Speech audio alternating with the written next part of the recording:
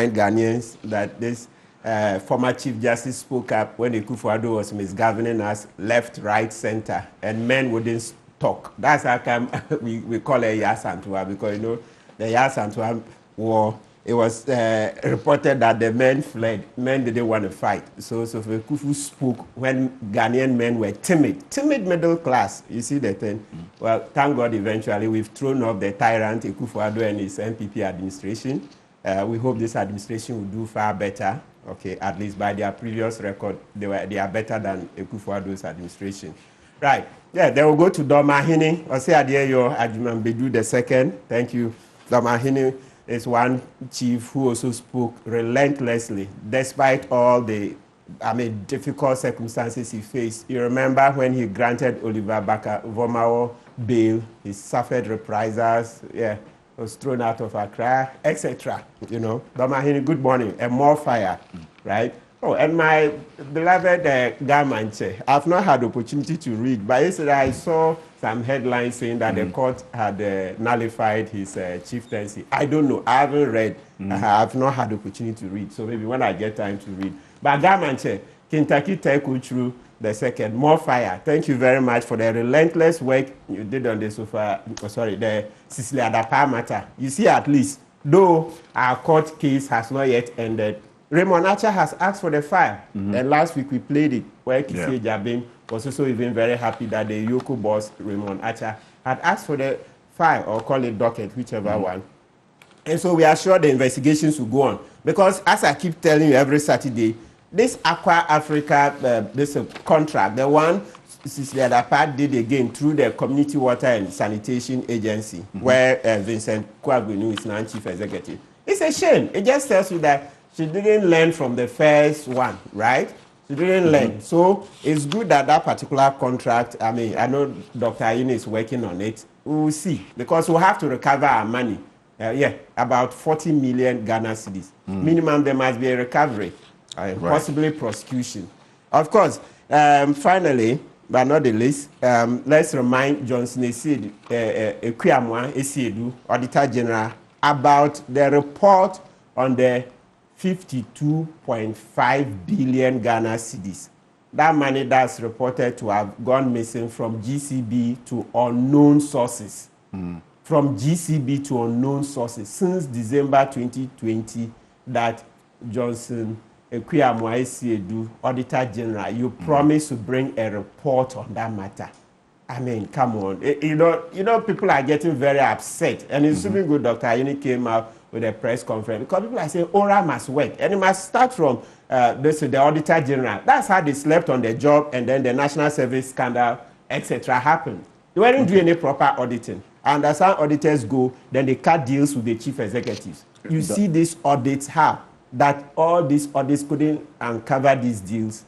It starts with the Auditor General.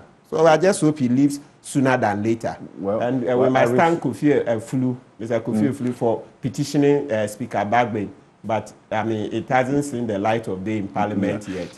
I received a copy of that petition that you referenced, petition to investigate tax revenue of 52.5 billion. And this is dated the 2nd of November 2023. And so this matter is, and I'm studying the details of it, it's almost 15 pages. And so when we table this matter for discussion, we'll look into it. As I indicated, I want us to have at least a collection of all the documents, so that when it comes up as a matter of conversation, we know exactly what we're talking about and the current state of affairs with respect to this. Because I also received some time ago a response, which was from the audit service about this particular money. And so at the time, they gave a response to this this petition and the details of the said investigation that was put in place. So I want to get the final outcome, so that we'll scrutinize it. At the point they said, they've gone to explain to Parliament. Is Parliament the only forum for accountability? We put the parliamentarians there. Bring out the report. Then the citizens will scrutinize. Because let's not forget, parliamentarians, they are not that many. this 52.5 billion at stake. So there is more than enough to be able to make sure Parliament is silenced. I mean, we will not hide it. Speaker Bagwin said it in the past, that parliamentarians take money to do people's biddings, etc. So if you are bold enough, if you are sure you've investigated it, bring out the report. Let's all scrutinize. Then we will see where the chips fall. And this is one that I'm looking into keenly. So as I indicated, we'll get into it. Thank you. Dr. Č0rrupť Asante is the former president of the Ghana Registered Nurses and Midwives Association, JNMA. He's with us in the studio. Doc, good morning. Welcome. Good man, thank you very much. The Asante comes first before the Č0rrupť. Č0rrupť Asante. Yes. Thank you very much. Is it hyphenated? Hyphenated, sure. Thank Double you. barrel. Yeah, the English will tell you this. It is indeed. I do appreciate you joining us this morning.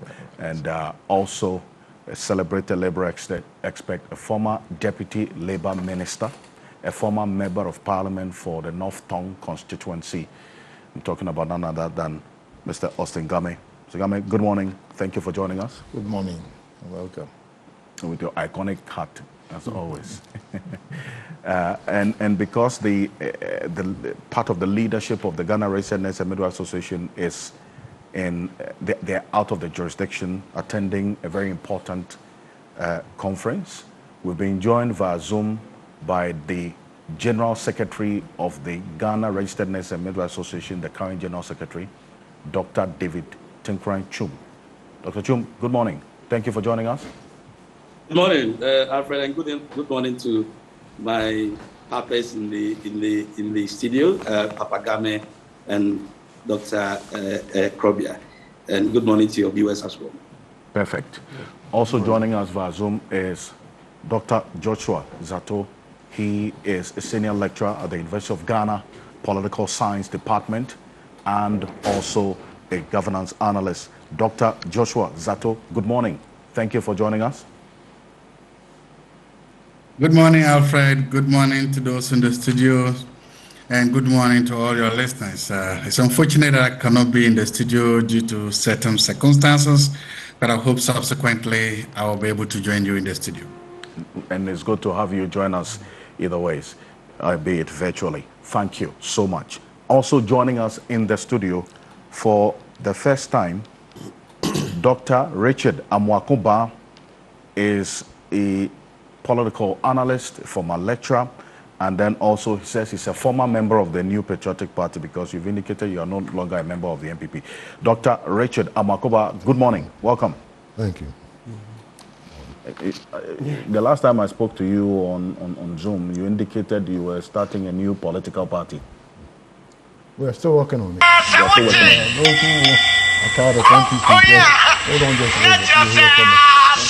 I see. And what is the name of this new party? New Patriotic Front. New Patriotic Front. We would like to leave the